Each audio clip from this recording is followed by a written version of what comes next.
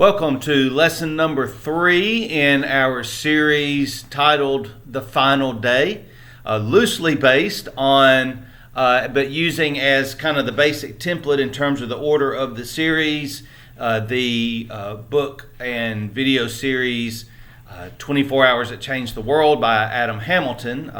This uses that as some of the source material and kind of as a basic template, although all the material is original in terms of sourced from a variety of different places. I do invite you on Wednesday nights to Cleveland First United Methodist Church, located at 318 South Court Street, to watch or to participate where we show a video and we have a small group discussion. This is more of an extended video lesson based on the scripture and primary meaning, interpretation, and topics for this lesson as we look at the last 24 hours of Jesus' life, this final day of Jesus' life. Today we look at Mark chapter 14, verses 43 through 72. And as we begin, I just want you to think for a moment and think about this question. Have you ever been falsely accused? May have been something minor, or it may have been something major, but falsely accused. It may have been a misunderstanding or a miscommunication. Or maybe it was because someone deliberately lied about you. But you were falsely accused and you had to suffer and deal with what certain people thought about you. And sometimes even after the lie is revealed as a lie, people will still sometimes say, well, I still believe it anyway, even though what they thought has been proven to be a lie. Think about what your response was in that time and what you think your response might be. And then to kind of turn it around a little bit, have you ever let somebody down, disappointed somebody, done something that you didn't think that you would do? And I want you to think about how you felt when the moment you realized what it was that you had done, how it was that you had disappointed and let down that person that you loved so much. We see these two dynamics taking place in Jesus' arrest and the early trial early in the morning, and then Peter's denial of Jesus. So let's get right into the scripture. And we are going to look at verses 43 through 65 initially. Mark 14, 43 to 65. Immediately, while he was still speaking, remember this is after the Garden of Gethsemane, in the Garden of Gethsemane, after Jesus has been praying. Immediately, while he was still speaking, Judas, one of the 12, arrived, and with him there was a crowd with swords and clubs from the chief priests, the scribes, and the elders. Now the betrayer had given them a sign, saying, "The one I will kiss is the man. Arrest him and lead him away under guard." So when he came, he went up to him at once and said, "Rabbi," and kissed him. Then they laid hands on him and arrested him. One of those who stood near drew his sword and struck the slave of the high priest, cutting off his ear. Then Jesus said to them, "Have you come out with swords and clubs to arrest me as though I were a rebel? Day after day I was with you in the temple teaching, and you did not arrest me. But let the scriptures be fulfilled." Then all of them deserted him and fled. A certain young man was following him, wearing nothing but a linen cloth, and they caught hold of him, but he left the linen cloth and ran off naked. They took Jesus to the high priest, and all the chief priests, the elders, and the scribes were assembled.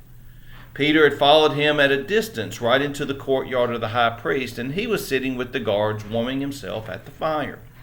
Now the chief priests and the whole council were looking for testimony against Jesus to put him to death. But they found none, for many gave false testimony against him, and their testimony did not agree. Some stood up and gave false testimony against him, saying, "We have heard him say, 'I will destroy this temple that is made with hands, and in 3 days I will build another not made with hands.' But even on this point their testimony did not agree. Then the high priest stood up before them and asked Jesus, Have you no answer? What is it that they testify against you?" But he was silent and did not answer. Again the high priest asked him, "Are you the Messiah, the Son of the Blessed One?" Jesus answered, "I am. And you will see the Son of Man seated at the right hand of power and coming with the clouds of heaven." Then the high priest tore his clothes and said, "Why do we still need witnesses? You have heard his blasphemy. What is your decision?" All of them condemned him as deserving death.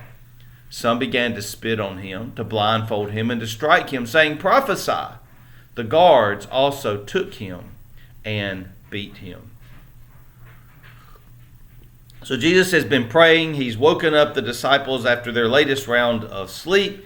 And he says, remember, wake up, get ready. My betrayer, the time has come. My betrayer is at hand. And now he's there. Judas arrives with the temple police, but not just those arresting authorities.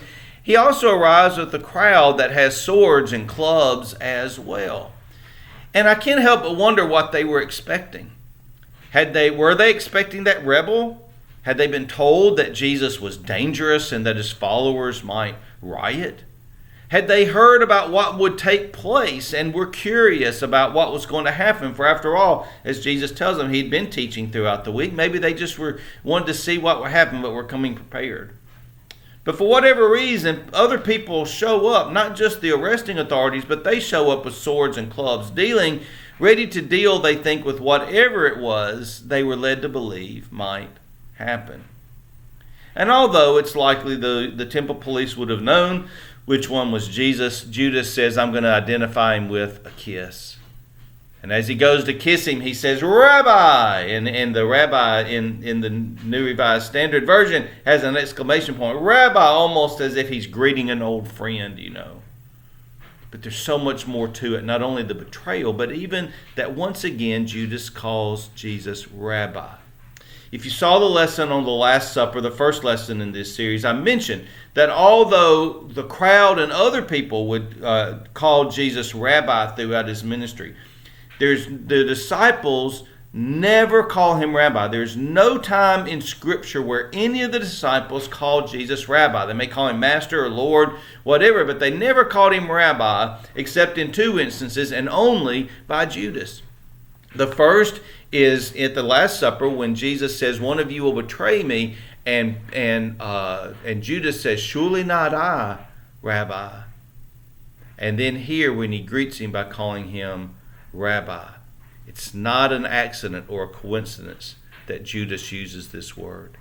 People have speculated over the centuries that maybe Judas was hoping that Jesus, faced with the arrest of the police, would finally be the kind of Messiah they had been expecting, the one that was going to help the people rise up and throw off the Roman Empire. They were going to be that kingdom on earth dedicated to God, and that he would be that one who would rule them. And that maybe Judas was trying to force Jesus to react, and force him to react violently, by the way, and act in a military way. But I've always thought it was probably more likely that Judas saw Jesus as a fraud. That while he had hoped Jesus would be this kind of rabbi, that ultimately Judas sees that Jesus isn't, and then in that disillusionment maybe sees him as an imposter. He takes a bribe for sure, but it's pretty clear it's more than that. It seems like he believes Jesus is an imposter at best, a blasphemer at worst, and is getting what he deserves. Well, before all that happens, as he's being arrested, though, there is one act of violence. There is one response by one of the disciples. And Mark doesn't tell us who it is, but John does. He tells us that it's Peter who took a sword, cut off the slave's ear. And it is John who tells us that it was the right ear and that the slave's name was Malchus. And it's also John, in John's gospel, that records Jesus as telling him to put away his sword. This isn't what he is about. Here in the Gospel of Mark, Jesus just simply asked them, why have you come with swords and clubs? Why have you come with a big group of people? Why have you come this way as if you're anticipating that something are going to happen? He said, why are you coming at me and arresting me as like I was a rebel, like I was a physical threat? And basically he says, if you felt I was dangerous, you could have arrested me at any point. You could have arrested me while I was teaching in the temple. You could have arrested me when I was away.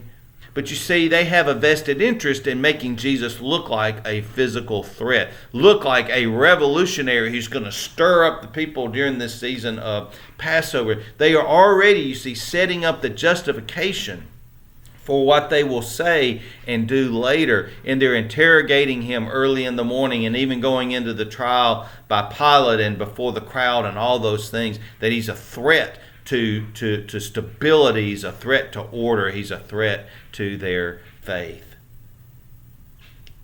At this point then, the disciples all deserting, as Jesus had told them that they would. There's this one little extra tidbit in the Gospel of Mark, though, about this young man who's dressed in only a linen cloth, and they reach out and try to grab him, and he runs away naked. The young man is clearly Mark. It seems pretty clear that this is it. He was not a disciple. Maybe he was a young man who supported Jesus, or he was curious about Jesus. Some scholars have suggested that the linen cloth means that he was from a family of some wealth and some means. And so we don't know exactly anything about him at this time, but whatever it was, somebody's reaching out to try to grab him. Maybe they think he's part of the entourage of Jesus because maybe he was up there. We don't really know. Maybe he arrives with the crowd, but he's clearly not one of the crowd. But they grab for him and he runs off. And the best estimate is that Mark puts it in there. Maybe it's just a way of saying, I was there. I saw what happened, of demonstrating himself. Maybe that is not an eyewitness to Jesus' full ministry, but as an eyewitness to what happened there and that garden when Jesus is arrested. Well, then they take Jesus to the home of the high priest. And throughout this whole thing, from the time that they take him to the high priest on, throughout this next scene, there are various things that they do that demonstrates, that violates their very rules and laws. The Sanhedrin, who was the ruling council. And there are several things that violate the laws. One, they held a trial at night. They questioned him and interrogate him at night instead of waiting until the next morning. Then also, you weren't supposed to hold these trials during feast times, and we know it's right at the time of the Passover. The other is that trials should have been held in the Sanhedrin building, and instead it's held at the house of the high priest, which means that they don't want as much attention called to the actual trial and interrogation itself. There would have been a much smaller number that could have been gathered there. And also, they proclaimed that verdict of death, which they could not, even if the meeting had been legally held, which it wasn't for all those other reasons, the verdict of death could only be pronounced following a day after the verdict. And we know that happens, his death happens in a much shorter time period. They could pronounce death, they just couldn't pronounce death by crucifixion, which is why they need Pilate, which we'll look at in the next lesson. But even if they pronounce that verdict of death, they had to wait a day, and they have no intention of doing that either. So here they are, supposedly to uphold order and faith, arresting Jesus this way, interrogating him, and yet they are violating their own rules and how they do that. And that continues not only in the timing and where, the time of the year, the time of the day, and where they hold the trial, but also even in the trial itself. Because Mark tells us that the testimony is false, and even those who are giving false testimony can't agree exactly on what they're going to say. It's clear that they have a verdict, and they are looking for a charge, but they can't come up with a valid charge, because even the false testimony contradicts each other. Now take note of this irony. They're accusing Jesus of all these violations of the law, and yet they're holding this trial and multiple violations of the law. And even within the trial, they are violating the commandment against bearing false witness. And this commandment is easily provable because the false testimonies contradict each other. So these things that they cannot prove against Jesus, that he is violating the law, the most easily provable thing of true violation of the law is this trial itself and the false testimony. But again, it doesn't matter what he says, and Jesus understands this. These things need to take place in order for the scriptures to be fulfilled. But of course, they aren't doing it for those reasons. And the innocence of Jesus is clear. While it is clear also that truth, that innocence or guilt or truth isn't what is really the point here. It's not the goal here. So, by the way, the whole scene is recreated in the morning time at the Sanhedrin Council because they need to validate what they've done. So all this that they end up doing anyway, this entire sham, they realize is a sham. And so they have to recreate it later anyway when they realize kind of what they have done. And another point to remember when we talk about this authority and these verdicts and these things happening as they're violating the law of Moses. Remember, in this day and time, there was no difference between civil and religious authorities. Offenses against the faith were criminal offenses. Temple police were police. And so they had the authority to arrest Jesus, to hold him, to try him, and even to declare a verdict of death, though they didn't have the authority to declare a verdict of death by crucifixion. Only the Romans could do that. So they are there trying to come up with a charge against Jesus. And so then they ask Jesus directly. The high priest asked Jesus the question, "Are you the Messiah, the Son of the Blessed One?" And Jesus seems to say yes to the question when he says, "I am." And then he goes on a little bit more. But his choice of words reveals something deeper and much more profound than simply saying, I'm that person. One of the things as we look at this phrase, "I am," one of the things to keep in mind is that the Jewish people in waiting for the Messiah were not waiting for somebody who was divine. Even if they called him Son of Man and Son of God, the way they saw the Messiah was a human being who would be anointed by God, chosen by God for that particular purpose, to lead the people, to be their spiritual and also military leader, to be all once, to lead the people back to freedom. And God would give him special authority and special wisdom and insight and special powers, but this was a human being whom God had conferred these things upon, not somebody who was divine. In one sense, this person would be adopted as God's representative, just like God chose Moses or God chose David in the midst of those different things. So when Jesus says, "I am," he's saying that he is something more than just that human being, more than just the Messiah, the Son of the Blessed One, more than just one who was human, who had been chosen specifically by God. When he says, "I am," and you will see the Son of Man descending in the heavens and all those things, he's identifying himself directly with God. Because when he says, "I am," he's hearkening all the way back to the book of Exodus and Exodus 3, when God appears to Moses in that burning bush. And he tells Moses, "You're going to be the people. You're going to be the person I'm going to use to free my people from captivity and slavery. And you're going to go to the Israelites, and you're going to go to Pharaoh on my behalf." And Moses says, "What's the name that I'm to give them when they ask who sent me?" And God says, "Tell them I am." Or it can also be interpreted, "I am who I am," or "I will be who I will be." In a day and time when the name of something they believed it revealed their character and their nature, God says, "I am."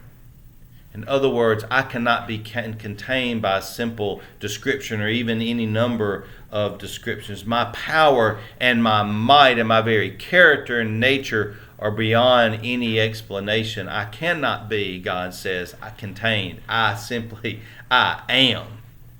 So when Jesus says, "I am," They understand that he is identifying himself directly with God, not merely as a great representative of God, but directly with God. And at this point, that's when the high priest says, well, we just don't need any witnesses at all for these other things. In other words, this testimony, which he knows is false, doesn't really matter anyway because we don't need witnesses for this blasphemer. So they beat him, they mock him, they spit him, they condemn him to death. And then the scene shifts to Peter. Now, start in the next lesson, it'll shift back to when they hand him over to Pilate for what's going to happen next. But here, then the scene shifts to Peter in the courtyard. While Peter was below in the courtyard, one of the female servants of the high priest came by. And I'm reading from Mark 14, starting with verse 66, by the way. When she saw Peter warming himself, she stared at him and said, "You also were with Jesus, that man from Nazareth." But he denied it, saying, "I do not know or understand what you are talking about." And he went out into the forecourt. Then the cock crowed. And the female servant, on seeing him, began again to say, this time to the bystanders, "This man is one of them." But again he denied it. Then after a little while, the bystanders again said to Peter, "Certainly you are one of them, for you are a Galilean, and you talk like one." But he began to curse, and he swore an oath, "I do not know this man you are talking about." At that moment the cock crowed a second time. Then Peter remembered that Jesus had said to him, "Before the cock crows twice, you will deny me 3 times." And he broke down and wept. Now, in this series, 24 Hours That Changed the World, Adam Hamilton notes that while we're really hard on Peter here and why he deserves it, Peter is the only one who follows Jesus even this far. All the others have scattered wherever they have gone. The others have fled, but at least Peter follows Jesus to this point. But then we see that Peter's courage fails in his denial of Jesus. He's out there around the fire keeping warm when a servant girl accuses him directly. "You're also with him, aren't you, that man from Nazareth?" And Peter denies it, and the cock crows the first time. He then walks away to another part of the courtyard, the forefront of the courtyard, but she won't let it go. And she kind of, the implication, she kind of follows him. Instead of saying it directly to him, she says to the bystanders, "Hey, I recognize he's one of those followers of Jesus." And Peter denies it a second time. And then after a little while, the bystanders themselves say, well, sure, you've got to have been with him because you sound like him. You talk like him. You're a Galilean. You talk like a Galilean. In other words, your accent gives you away. Now, being from the South, those of us from down here can understand that comment, can't we?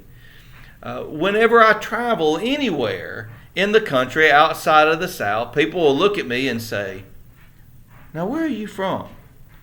It's quite clear that I'm not from around there, wherever there is. We were in Oregon not too many months ago, and I wish I would have kept count of how many times I was asked that question. We would go to visit different sites, and even just at the restaurants or whatever, and they would look at it and they go, "Now, where are you from?"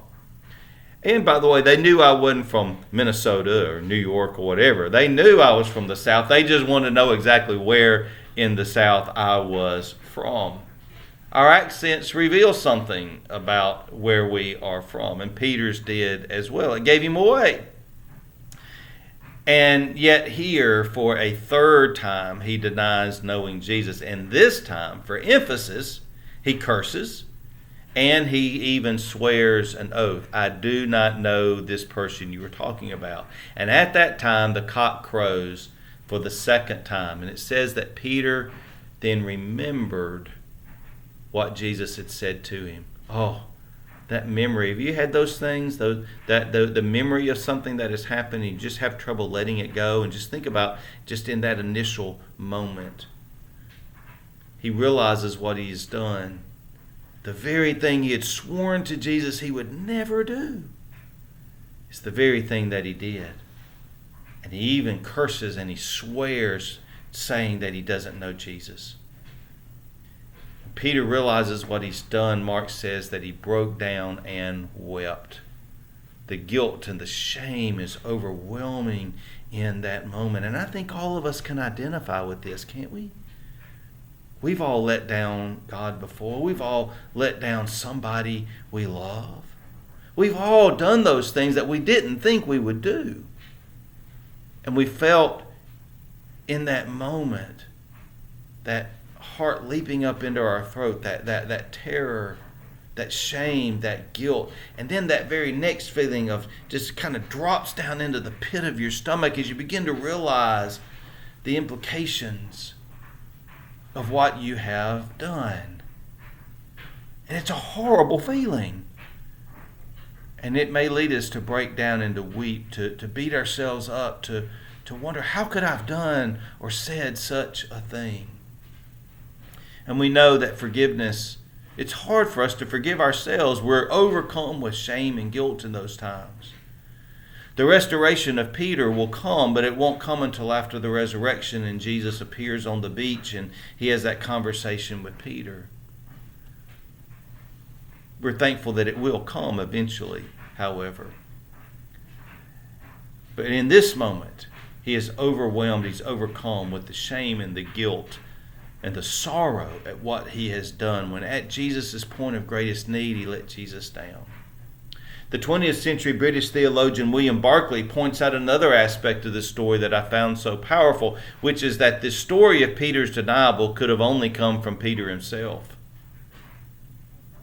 Peter is the one who shares this moment of his greatest shame and guilt. Maybe he shared it as a point of confession. Maybe he shared it as an illustration of the mercy of Christ. But Peter is the one who would have told others what happened in that time. And I don't know about you, but I find that very powerful as well, because it reminds us the importance of confession and repentance. And it reminds us of the forgiveness and the mercy of God. It's kind of a related note, and makes me think about this in this moment, because here we see Peter's not Peter's greatest triumph, but Peter's greatest failure. And on a related note, one of the things that I've always found so persuasive about the Scriptures is that the heroes of faith that we hold up so high are also some of the most flawed people that we find in any sort of literature. In most writings of great people, the faults are glossed over or not told at all. I enjoy reading history, for example, and right now I'm reading a series of 3 books that go from the ancient world through the Renaissance, and it's giving this overview, this broad overview of world history throughout that time. I enjoy listening to history podcasts. And one of the interesting things is that while more modern historians take a more distanced view, not only in time, but even in terms of objectivity, when they try to be as objective as possible and honest as possible and point out all the good parts as well as the flaws. Back in the day in which these histories were written, in which most things were written down, the historians of that day were not interested in giving a dispassionate, objective, third-person point of view. Many times they had been hired by that king or by that authority, by that leader to write a history, and it was meant to pump them up and to denigrate their opponents, but to pump them up of whoever that king was. And there are times where sometimes they make mention of some horrendous things that are done by the person who they otherwise glorify. And you know, if they point out anything bad, that they must have really done some bad things that even they can't ignore. But for the most part, there's great glowing tribute in language and flowery language, and all of their heroics are lifted up and magnified, and the bad things are tamped down. And yet, what do we see in Scripture? In the Old Testament as well as the New Testament, what do we see? We see that God uses the most flawed people. Their flaws are highlighted as much as the great things that they have done. And it gives us a powerful witness of faith that God continued to use even Peter, who in this moment demonstrates his greatest failure, and who later shares not just the high points of the things he's done, but shares his times of greatest failure as examples of God's might and God's power and God's mercy. In this time, those closest to Jesus desert him. They let him down, and maybe the most influential of the disciples and the one closest to Jesus outright denies him, and even denies him with a curse and with an oath, which in that day was binding. And yet what we see in the midst of all of this is that that even after they abandon Jesus, they themselves are not abandoned by Jesus. That Jesus uses them. He uses them and he uses us to spread in the midst of our faults, in the midst of our weaknesses. Sometimes the most powerful testimonies we have are our faults and weaknesses, and the redemption and the mercy that we see by God. As God uses us to proclaim the death of Jesus Christ on the cross as that act of ultimate reconciliation and mercy by God, he offers us salvation in spite of all that we have done, where we can go and say, no matter what you've done, there's nothing that you have done that God will not forgive if you are asking for that forgiveness. After all, one of the most influential people in world history, not only the history of Christianity, this man Peter, at Jesus' time of greatest need, Peter fails him. He outright denies him. Peter, in his fear of the fact that they might do the same thing to him, Peter denies knowing Jesus. But we are here today because thankfully fear does not have the final word. But fear will have its say for at least a little while longer. And that will take us to the next lesson, when Jesus is handed over to Pilate. And the crowd in their frenzy and that mob mentality or even have been stirred up and whipped up to the point into their belief about who Jesus is, to the point that they're more willing to let a convicted criminal go free, who they know has done horrendous things, than they are Jesus himself. Thank you for joining me for this part of the series today. I look forward to being with you in the next lesson, when we look at Jesus being handed over to Pilate and their calling for Barabbas to be freed as they call for Jesus to be crucified. Thank you for joining me. I hope you have a wonderful day.